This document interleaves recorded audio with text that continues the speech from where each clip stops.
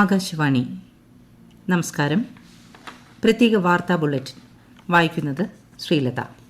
തിരുവനന്തപുരം അരുവിക്കരയിൽ നിർമ്മാണം പൂർത്തീകരിച്ച 75 ദശലക്ഷം ലിറ്റർ പ്രതിദിന ശേഷിയുള്ള ജലശുദ്ധീകരണശാലയുടെ പ്രവർത്തനോദ്ഘാടനം പ്രധാനമന്ത്രി നരേന്ദ്രമോദി വെള്ളിയാഴ്ച വീഡിയോ കോൺഫറൻസിംഗ് വഴി നിർവഹിക്കും. പുതിയ ജലശുദ്ധീകരണശാല പ്രവർത്തനം തുടങ്ങുമ്പോൾ തിരുവനന്തപുരം ജലവിതരണ പദ്ധതിയുടെ നിലവിലുള്ള വിതരണം വർദ്ധിക്കുന്നതിനു പുറമെ ഉൽപ്പാദിക്കുന്ന 75 ഹൈലെവൽ സോണുകൾക്ക് ശുദ്ധജലം ലഭിക്കും. 56.89 കോടി രൂപയ്ക്ക് കരാർ നൽകിയ പ്ലാന്റിന്റെ നിർമ്മാണം 15 മാസം കൊണ്ടാണ് പൂർത്തിയാക്കിയത്.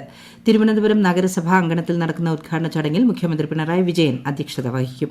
കേന്ദ്രമന്ത്രിമാരായ ഹർദീപ് സിംഗ് പുരി, രാജ്കുമാർ സിംഗ്, സംസ്ഥാന മന്ത്രിമാർ തുടങ്ങിയവർ പങ്കെടുക്കും. 2030 രാജ്യത്തിന്റെ എണ്ണ വാതക ഇറക്കുമതി ഗണ്യമായി കുറയ്ക്കാനാകുമെന്ന് പ്രധാനമന്ത്രി നരേന്ദ്രമോദി. രാജ്യത്തിന്റെ വർദ്ധിച്ചുവരുന്ന ഊർജ്ജ ആവശ്യങ്ങൾ പരിഹരിക്കുന്നതിന് സർക്കാർ പരിശ്രമിക്കുകയാണെന്നും പ്രധാനമന്ത്രി വ്യക്തമാക്കി. തമിഴ്നാട്ടിലെ രാമനാഥപുരം തൂത്തുക്കുടി പ്രകൃതി വാതക പൈപ്പ് ലൈൻ രാഷ്ട്രത്തിന് സമർപ്പിക്കുകയായിരുന്നു അദ്ദേഹം. സൌരോർജ്ജ മേഖലയിൽ വൻ ശക്തിയായി മാറാനുള്ള പ്രയാണത്തിലാണ് ഇന്ത്യ. എത്തനോളിന്റെ ഉൽപ്പാദനം വർദ്ധിപ്പിക്കേണ്ടതുണ്ട്. രാജ്യത്തെ സാധാരണക്കാരുടെ ആശങ്കകൾ പരിഹരിക്കുന്നതിന്റെ ഭാഗമായി പൊതുവാഹനങ്ങൾ പ്രകൃതി വാതകത്തിലേക്ക് മാറേണ്ടതുണ്ടെന്ന് പ്രധാനമന്ത്രി പറഞ്ഞു. വരും വർഷങ്ങളിൽ ലോക നേതൃത്വത്തിലേക്ക് ഇന്ത്യ ഉയർന്നു വരുന്നതിന് രാജ്യത്തെ IT മേഖല സുപ്രധാന പങ്കുവഹിക്കുമെന്ന് പ്രധാനമന്ത്രി Narendra Modi. National association of software and service കമ്പനീസിന്റെ നാസ്കോമിന്റെ ലീഡർഷിപ്പ് ഫോറത്തെ അഭിസംബോധന ചെയ്യുകയായിരുന്നു അദ്ദേഹം. ടെലികോം ഉൽപ്പാദന മേഖലയുമായി ബന്ധപ്പെട്ട പ്രോത്സാഹന പദ്ധതിക്ക് കേന്ദ്ര മന്ത്രിസഭയുടെ അംഗീകാരം. ടെലികോം ഉൽപ്പാദന മേഖലയ്ക്ക് 12,195 കോടി രൂപയുടെ ഉൽപ്പാദനവുമായി ബന്ധപ്പെട്ട പ്രോത്സാഹനത്തിന് അനുമതി നൽകിയതായി മന്ത്രിസഭാ തീരുമാനങ്ങൾ വിശദീകരിക്കവെ കേന്ദ്രമന്ത്രി രവിശങ്കർ പ്രസാദ് വ്യക്തമാക്കി. മീടു ആരോപണത്തിൽ മാധ്യമപ്രവർത്തക പ്രിയ രമണിക്കെതിരെ മുൻ കേന്ദ്ര വിദേശകാര്യ സഹമന്ത്രി MJ അക്ബർ നൽകിയ ക്രിമിനൽ മാനനഷ്ട കേസ് കോടതി തള്ളി. പ്രിയ രമണിയെ കോടതി കുറ്റവിമുക്തയാക്കി. ദശാബ്ദങ്ങൾ കഴിഞ്ഞാലും സ്ത്രീക്ക് പരാതി നൽകാൻ അവകാശമുണ്ടെന്നും Delhi additional chief metropolitan magistrate വിധി പ്രസ്താവത്തിൽ വ്യക്തമാക്കി. ലൈംഗിക പീഡനത്തിനിരയാകുന്ന ആൾ നേരിടേണ്ടി വരുന്ന പ്രയാസങ്ങളും ക്ലേശങ്ങളും സമൂഹം മനസ്സിലാക്കണം. സ്ത്രീകളുടെ അന്തസ്സിന് ഒരാളുടെ കീർത്തിയേക്കാൾ വിലയുണ്ടെന്നും കോടതി നിരീക്ഷിച്ചു. 1994 ജോലിക്കായുള്ള അഭിമുഖത്തിനിടെ മുംബൈയിലെ ഹോട്ടൽ മുറിയിൽ വെച്ച് MJ അക്ബർ ലൈംഗികമായി ഉപദ്രവിച്ചു എന്നായിരുന്നു പ്രിയ രമണി നടത്തിയ വെളിപ്പെടുത്തൽ. ആരോപണത്തിന് പിന്നാലെ അക്ബറിന് കേന്ദ്രമന്ത്രി പദവിയിൽ നിന്ന് രാജിവെക്കേണ്ടി വന്നു. വർഷങ്ങളായി താൻ ആർജിച്ചെടുത്ത കീർത്തിയും ബഹുമാനവും നഷ്ടപ്പെട്ടെന്ന് ആരോപിച്ചാണ് പ്രിയ രമണിക്കെതിരെ അക്ബർ കോടതിയെ സമീപിച്ചത്. വ്യാജ ആരോപണം ഉന്നയിച്ച് പ്രിയ രമണിയെ വിചാരണ ചെയ്യണമെന്നും ഹർജിയിൽ ആവശ്യപ്പെട്ടിരുന്നു. രാജ്യത്ത് കോവിഡ് പ്രതിരോധ മരുന്ന് സ്വീകരിച്ചവരുടെ എണ്ണം 90 ലക്ഷത്തോളമായി. 64 ലക്ഷം ആരോഗ്യ പ്രവർത്തകരും 25 ലക്ഷത്തിലധികം കോവിഡ് മുന്നണി പോരാളികളും ഇതിനകം കോവിഡ് വാക്സിൻ സ്വീകരിച്ചു. കഴിഞ്ഞ 24 മണിക്കൂറിനിടെ 2,76,000 ആരോഗ്യ പ്രവർത്തകർക്ക് വാക്സിൻ നൽകിയതായി ആരോഗ്യ കുടുംബക്ഷേമ മന്ത്രാലയം അറിയിച്ചു. മൊത്തം വാക്സിൻ സ്വീകരിച്ചവരിൽ 57.8% പേരും 8 സംസ്ഥാനങ്ങളിൽ നിന്നുള്ളവരാണ്. ഉത്തർപ്രദേശിൽ മാത്രം ഇതിനകം 10.4% പേർ വാക്സിൻ സ്വീകരിച്ചു. ഇന്നലെ വരെ വാക്സിൻ സ്വീകരിച്ചവരിൽ 36 പേരെ ആശുപത്രിയിൽ പ്രവേശിപ്പിച്ചതായും 29 പേർ മരണത്തിന് കീഴടങ്ങിയതായും മന്ത്രാലയം അറിയിച്ചു. ചികിത്സയിൽ കഴിഞ്ഞ 36 പേരിൽ 22 പേർ ആശുപത്രി വിട്ടു. കേരളത്തിൽ ഇന്ന് 4,892 പേർക്ക് COVID-19 സ്ഥിരീകരിച്ചു. 4,832 പേർ രോഗമുക്തി നേടി. ചികിത്സയിലുള്ളവർ 60,803. ഇതുവരെ രോഗമുക്തി നേടിയവർ 9,51,742. കഴിഞ്ഞ 24 മണിക്കൂറിനിടെ 69,953 സാമ്പിളുകൾ പരിശോധിച്ചു. ഇന്ന് 2 പുതിയ ഹോട്ട്സ്പോട്ടുകൾ. കഴിഞ്ഞ 24 മണിക്കൂറിനിടെ 69,953 സാമ്പിളുകളാണ് പരിശോധിച്ചത്. ടെസ്റ്റ് പോസിറ്റിവിറ്റി നിരക്ക് 6.99 ആണ്. നിലവിലാകെ 432 ഹോട്ട്സ്പോട്ടുകളാണുള്ളത്.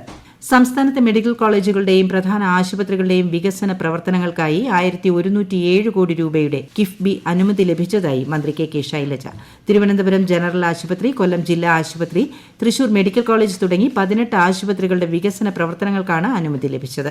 നേരത്തെ അനുമതി ലഭിച്ച 4,300 കോടി രൂപയുടെ നിർമ്മാണ പ്രവൃത്തികൾ പുരോഗമിക്കുകയാണെന്ന് മന്ത്രി അറിയിച്ചു. കേരള പൊതുജനാരോഗ്യ നിയമം നടപ്പിലാക്കുന്നതിന് ഓർഡിനൻസ് പുറപ്പെടുവിക്കാൻ ഗവർണറോട് ശുപാർശ ചെയ്യാൻ സംസ്ഥാന മന്ത്രിസഭ തീരുമാനിച്ചു. കേരള മെഡിക്കൽ പ്രാക്ടീഷണേഴ്സ് ആക്ട് നടപ്പാക്കുന്നതിന് ഓർഡിനൻസ് പുറപ്പെടുവിക്കുവാൻ ഗവർണറോട് ശുപാർശ ചെയ്യാനും ഇന്ന് ചേർന്ന മന്ത്രിസഭ തീരുമാനമെടുത്തു.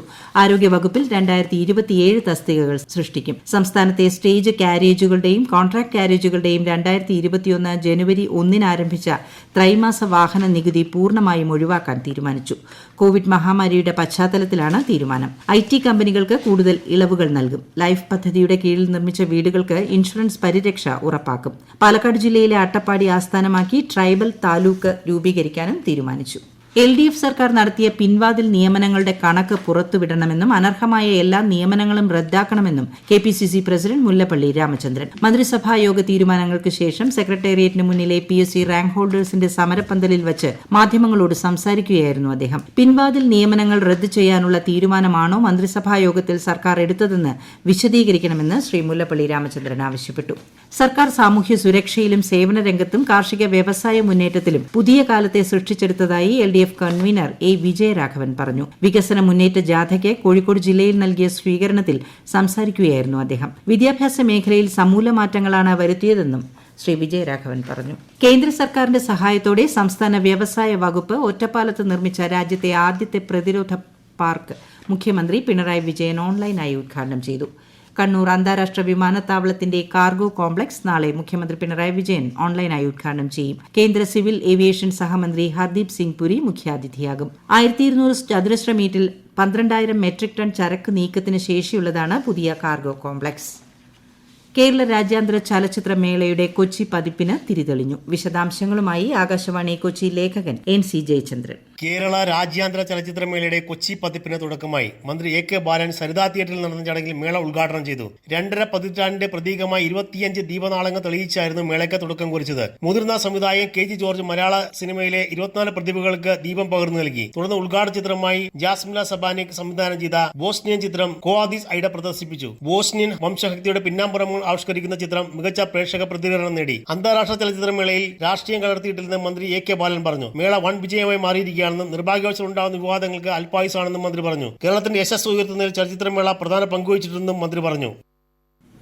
ISLൽ ഗോവ ഒഡീഷ മത്സരം പുരോഗമിക്കുകയാണ്. ഒടുവിൽ വിവരം കിട്ടുമ്പോൾ ഗോവ 1-നെതിരെ 3 ഗോളുകൾക്ക് മുന്നിലാണ്. ഓസ്ട്രേലിയൻ ഓപ്പൺ ടെന്നീസിൽ പുരുഷ വിഭാഗം സിംഗിൾസിൽ റാഫേൽ നദാലിനെ അട്ടിമറിച്ച് സ്റ്റെഫാനോസ് സിറ്റ്സിപാസ് സെമിയിൽ. സ്കോർ 3-6, 2-6, 7-6, 6-4, 7-5.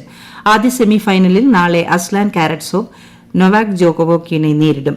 ലോക 1-ാം നമ്പർ താരം ആഷ്ലി ബാർട്ടിയെ അട്ടിമറിച്ച് ചെക്ക് താരം കരോളിന മഷോവ ഓസ്ട്രേലിയൻ ഓപ്പൺ സെമിയിൽ എത്തി. അമേരിക്കയുടെ ജെനിഫർ ബ്രാഡിയെയാണ് സെമിയിൽ മഷോവയുടെ എതിരാളി. സെമി പോരാട്ടത്തിൽ അമേരിക്കൻ താരം സെറീന വില്യംസ് നാളെ ജപ്പാന്റെ നവോമി ഒസാക്കയെ നേരിടും.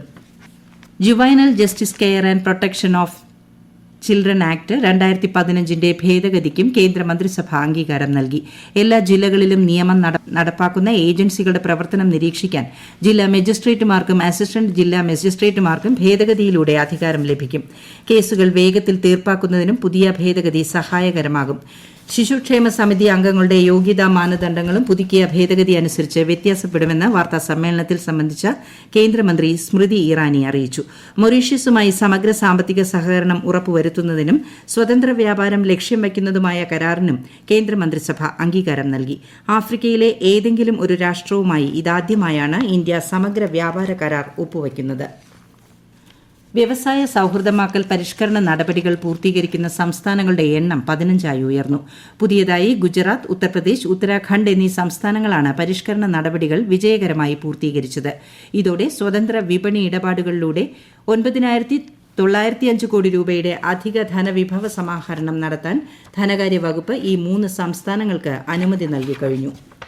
റിമോട്ട് ഉപയോഗിച്ച് നിയന്ത്രിക്കുന്ന വിമാന സംവിധാനം ഉപയോഗിക്കാൻ കൊച്ചി മെട്രോ റെയിൽ ലിമിറ്റഡിന് വ്യോമയാന മന്ത്രാലയവും വ്യോമയാന ഡയറക്ടറേറ്റ് ജനറലും പ്രത്യേക ഇളവ് അനുവദിച്ചു.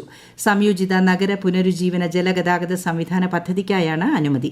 അനുമതിപത്രം നൽകിയ തീയതി മുതൽ 2021 ഡിസംബർ 31 വരെയോ ഡിജിറ്റൽ സ്കൈ പ്ലാറ്റ്ഫോം പൂർണ്ണമായും പ്രവർത്തന സജ്ജമാകുന്നതുവരെയോ ആണ് ഈ പ്രത്യേക ഇളവ് ലഭ്യമാവുക. പ്രത്യേക വാർത്താ ബുള്ളറ്റിൻ കഴിഞ്ഞു. ആകാശവാണി വാർത്തകളും വാർത്താധിഷ്ഠിത പരിപാടികളും all India radio news Thiruvananthapuram എന്ന യൂട്യൂബ് ചാനലിൽ ലഭ്യമാണ്. കൂടുതൽ വാർത്തകൾക്കായി @all India radio news Thiruvananthapuram എന്ന ഫേസ്ബുക്ക് പേജും @ARnews_TVM എന്ന ട്വിറ്റർ ഹാൻഡിലും സന്ദർശിക്കാം. അടുത്ത വാർത്താ പ്രക്ഷേപണം രാവിലെ 6:45.